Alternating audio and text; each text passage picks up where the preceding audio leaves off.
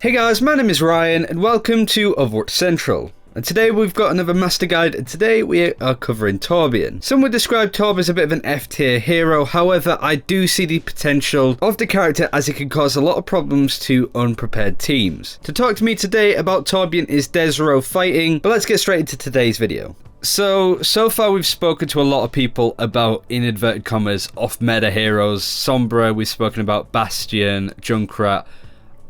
I feel that Torbjorn's is a dark horse almost. He is a bit off meta, he's only situational now and again, but I understand that there are probably some really good situations to play him. So, the first question really is, why should you play Torbjorn? I feel like, well, I come from an RTS background with StarCraft 2, and I really like the strategy that goes into him, because every time you put down your turret, well, not every time, but most of the time you put down your turret, there's a lot that goes into it, like how far it is, how much are they going to have to commit to it, how much distracting is it going to be for me to shoot at them. And also the cool thing about Torbjorn is you're not just playing one hero. There's a little bit of Hanzo with the left click, there's a little bit of Reaper Roadhog with the right click, there's a little bit of Roadhog when you pop your ult.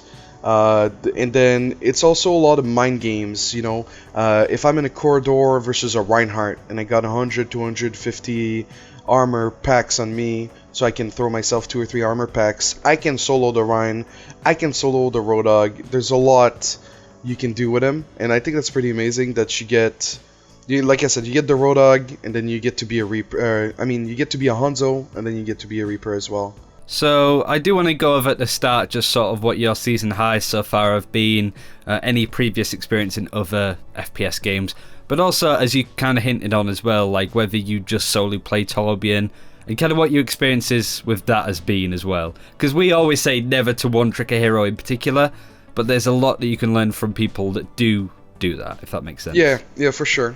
Played a bunch of CSGO, played a bunch of 1.6 back in the day, but nothing amazing. I think I was DMG in CSGO, and that was like after the rank inflation. And then in Season 2 it was 3900. I was a support main, so I was a very salty player, because, you know, you're playing Lucio and you don't get to control much of your destiny. But then I picked up Ryan, I went to 3900 peak. Season 2 I peaked top 500 for like a game, and I was a Ryan support main. And then Season 4, sort of the same, peaked 4320 Ryan support. But in Season 2 I one-tricked Torb for like 25 hours on an alt account, just to see how it was like. And King of the Hill, like back then my attitude with the game wasn't so great, so it was getting really hard on me whenever I got King of the Hill and everyone started flaming me. So that wasn't so great. But no, the season I've spent like 110 hours on an alt account, BestTorbNA, and yeah, it's just getting, like, I'm 100 SR away from top 500 right now. So let's talk a bit about sort of playing Torbjorn and getting the most out of a difficult hero to work around if you're unprepared, shall we say. So, looking at other people and how they play Torbjorn, what is the biggest mistake that you see other Torbjorn players make?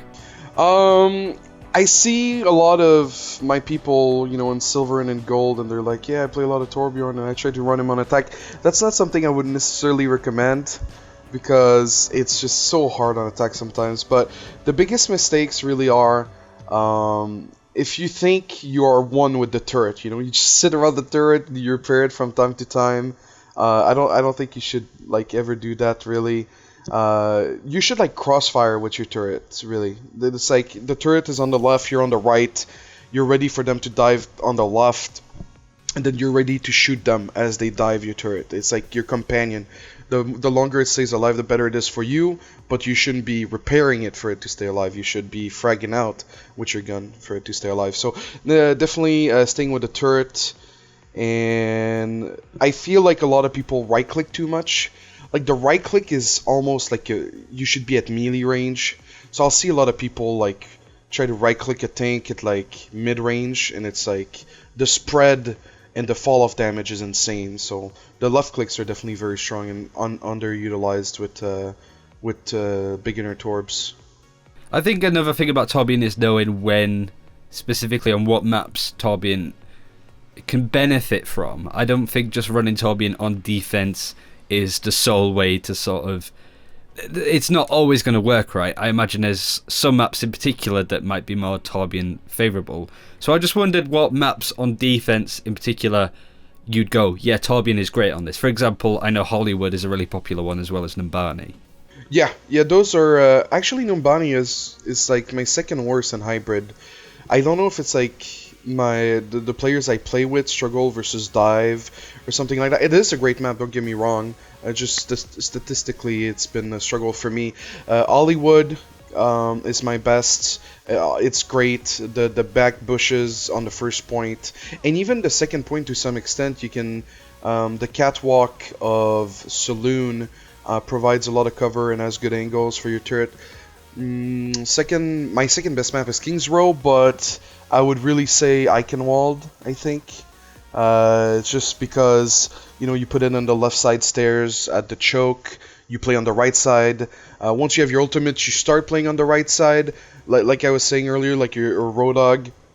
So whenever you get your ultimates, you really want to think about like the potential you have at diving and at flanking. And so that's when you really want to start using a lot of right clicks.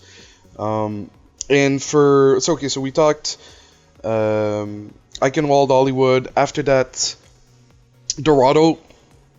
Yeah, so pure payloads are really great for attack. Those are my best. Dorado's the best for sure. Gibraltar, I like it a lot. Route 66, the first checkpoint if you're on attack, is not so great. But Dorado, and then for 2CP, Anamura first point, obviously. It's a very strong one. And Anubis second point. With the dark room and the second checkpoint, if you can you can put the turret there, and then you can put it on the other side on the left side as well. So you can always like reposition in between pushes. So my top 5 would definitely be Hollywood, King's Row, Dorado, Anamura, and Anubis. I guess a lot of people make the mistake of dying pretty early on as Torbjorn, but then running back from spawn as Torbjorn to try to set up again, and by then the enemy team has started to get a bit of momentum and stuff like that. At what point does the Torbjorn strategy stop working? Because he's really good to sort of be anti-dive to stop teams just trying to run in straight away to buy yourself a bit of time. But at what point should you be going, okay, yeah, change from Torbjorn, other than, say, losing the first point and being, snowballed? It depends on your team composition. If you're playing the second DPS on defense, and let's say you just popped your ult, they killed your turret, there's still a chance you can touch the point and compete, and they have a fair, then obviously D.Va is the biggest, because it gets to the point quickly and so on. D.Va fair is usually a big counter to Torb. So, you play D.Va to help the team if you don't already have a D.Va. It's very rare that you'll get a D.Va on the first point. Usually people will play Road Dog or Zarya as off tank. If you're comfortable playing second DPS, then you can do something else to help the team when it comes to second DPS. But it really depends, because, a lot of times I'll die, but then I'll be like 20% from my ult and the turret is still up, and it might be a 4v6 for my team. But if they can ult just a tiny little bit, doesn't matter if my turret has 1 HP, I can still pop my ult from spawn and contribute to the fight in that way. And it also depends on who has armor and who doesn't. And sometimes I leave backup armor packs around where the supports play. So if they lose one, they can take another. So it really depends how desperate things are, basically, and what if your turret is still up. You kind of touched on counters to Torbjorn a little bit. As a Torbjorn player, what gives you the most problems? What advice could you give to players if they go up against a Torbjorn, for example? What important stuff should they consider before trying to run in and gun him down? Well, the things I struggle the most, with the BestTorbNA account name is the fair players on 2CP. On defense, that's usually and then you end up with no Lucio, so you can't run past the choke. Those are not the most fun games I've had, but yeah. So if someone can swap to a Pharah, that's good. A Genji, even though Torb on defense can do great versus Genji once the turret is set up, the size of the head, the hitbox of the head of Torb is gigantic. And Genji is always a great counter because his shurikens, it's very hard to miss the head, and then when you want to like, right click him, then he's got deflect, and that just gets really complicated real quick in that situation. So Pharah, Genji, a Winston, if you're facing a Torb on attack, for example, a Winston can do a lot because I can build a turret and I can give myself some armor to try to right click you, but there's a lot of times where if you're pocketed, then I'm just dead meat. If you're running versus a Torb on defense, then yeah, the Pharah spamming it from afar, a little bit like how you would do versus a Bastion, a Diva, so you can, you know, negate Molten Core. That is usually really annoying. That's why like I feel like on defense, if you have a Roadhog buddy, you can do a lot of great things. That's probably like, I'm solo queue only on my BestTorbNA, but if I were to pick up a dual queue partner, it'd be Roadhog or good at scan. Because if you can shut down the Pharah, or you can shut down the Diva with a Roadhog, or a Monkey, then you're good to go.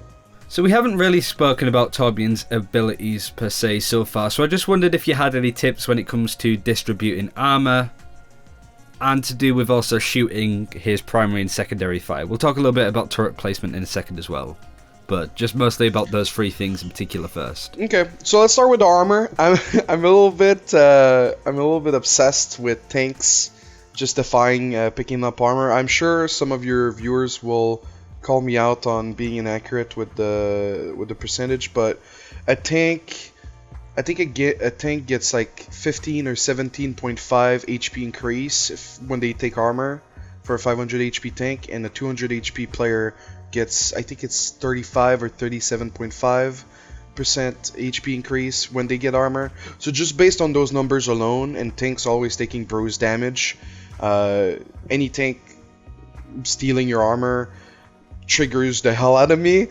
Zenyatta will be the first one, because he doesn't use it until he loses the shield, so it's like a long-term investment. After that, it's always your Ana. Obviously she needs to live because, you know, she's if she's dead, you're in trouble. Then yeah, after that it's the squishies, obviously the soldier, because, you know, if I give myself armor and I survive longer, then they'll get more armor eventually as well, so it's tricky.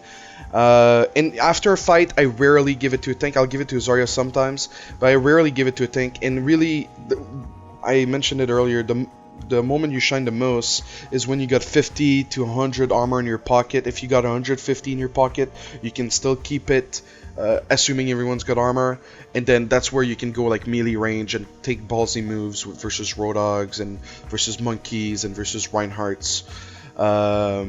It's very rare that I'll just throw them out and be like, there's armor there. I try to, like, you know, end it out like it's a candy, like, take care of this, like, make sure you have it, because the Rhines usually back up into it, and it can be a bit frustrating, so it really depends. As for the left click and the right click, the left click is just so satisfying, man. Like, landing some headshots, so like, spamming a lot of left clicks at the choke. Sometimes I'll help with the right click, shooting down the shield, depending on, do they have a flanker, is there a Pharah threatening me. But yeah, the right clicks is really for the tanks, you know, like for example, you know, Oasis with the jump pad, there's the middle room in the middle, like if there's a tank in there, I'm going, you know, this is my time to shine. The right click's gonna carry me all the way, because they're just all so close. But the left click, it takes time. It takes a lot of time. Like at first I couldn't shoot a Pharah. It's really hard to shoot a Pharah if she's focusing on you, but if she's focusing on the hit scan, man, she's usually pretty predictable, and you can land the left clicks as much as you want. So yeah, those are the way I use the abilities. I'm pretty adamant that this is the way to go for Torb's abilities. So we'll talk about sort of setting up turrets now, and what kind of solid spots you could sort of pick out on certain maps, but also when you lose your turret for whatever reason, would you set it up in the same spot, or would you take that and move it to somewhere different? So let's talk mostly defenser for the turrets. You want to pick up the best spot to begin with. There's a lot of people that will say like, oh, build a turret like as they walk in, they'll have to kill it and then rebuild it. I haven't tested that enough to be like, yeah, this is 100% wrong, but I don't like it for the reason that I feel like you can do so much work with the left click and you can contribute a lot. So I usually don't put my first turret out there to get me like 10% ult charge. I don't do that because, like I said, I think it's a waste of time to rebuild a turret when they come in. I think it also spoils the surprise almost that they know that they're going in against a Torbjorn. Yeah, when they run into the turret beforehand. Yeah, it does, and it's like the swing, the hammer swing sometimes can be heard from their spawn. So, like I said, it's not a big favorite thing of mine to do. So let's say I can wall first point. You're putting the turret on the left. You're playing on the left as well because you don't want to be on the right and isolated from your healers. Let's say like after 2 pushes they kill the turret. There are good spots on the right that you can put it, and they won't expect it. They'll be like, oh yeah, make sure to kill the turret on the right, and then they walk in and the turret's not there, and they're like, oh, like what happens? And then the turret starts shooting them from the left, and then well, Icon Wall is different because you can play on the right, but like on most maps you can play opposite side of your turret, like Numbani for example. Like I can put the turret, yeah, you want to crossfire it, and then you want to swap places with the turret on the next push to like make them like confused. So, and even if they didn't kill the turret, you can do it for the next push so they're not prepared, because sometimes, you know, a diva will blindly throw her mech, and then you're like, yeah, my turret's not there, sorry buddy. So that's really it. And let's say it gets killed and you're in a fight, it's very rare that it's a good thing to build a level 2. You can just build a level 1, try to land some left clicks, try to land some right clicks, try to contribute with the armor. You'll want to build a level 2 if you're at like 70-30% ult percent, and you're up by 1 or 2. If you're up by 1 or 2, usually they won't have the time to mess with your turret.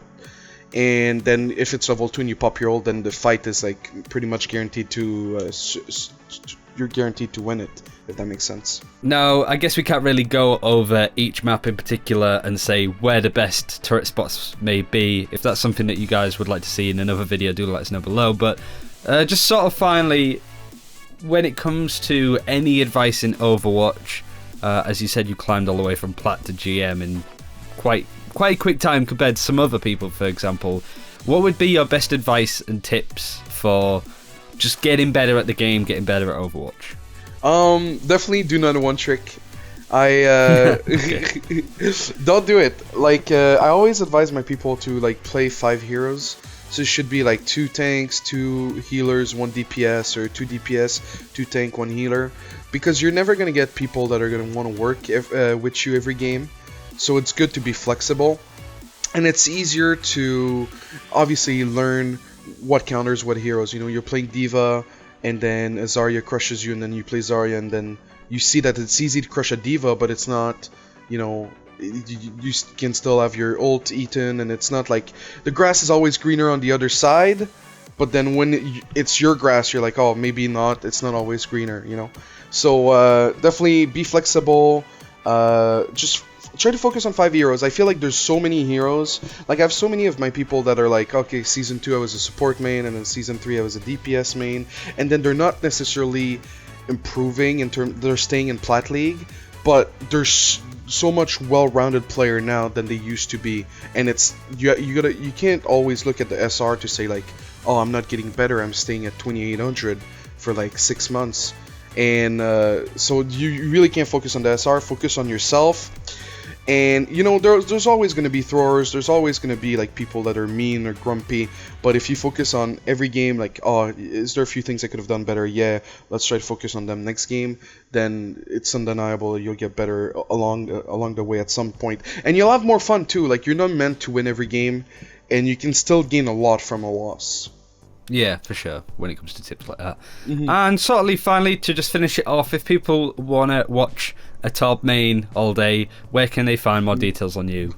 So I stream pretty much every day from noon to about 8 or 9 p.m. That's Eastern time. That's 6 p.m. to 2 to 3 a.m. European time at twitch.tv/DesrowFighting. You can find my best full games on YouTube. I don't do much editing. I'm not fancy like you guys. So I put like the best games. So for example, 2 weeks ago I had a game with Taimu and Color Bastion and me in a game. and on Numbani. So you had a one-trick Torb, a one-trick Bastion, and like the best McCree in the world almost, in one game on the same team. So I put full games on my YouTube at Desrow Fighting, and yeah, that's pretty much it. I stream every day and I try to upload YouTube videos every day. And that's it for this time. Thank you very much for watching. Do let us know which hero you would like us to cover next. We haven't got many left to do actually. You can find the full master playlist in the description below as well. And until next time, take care. We'll see you then.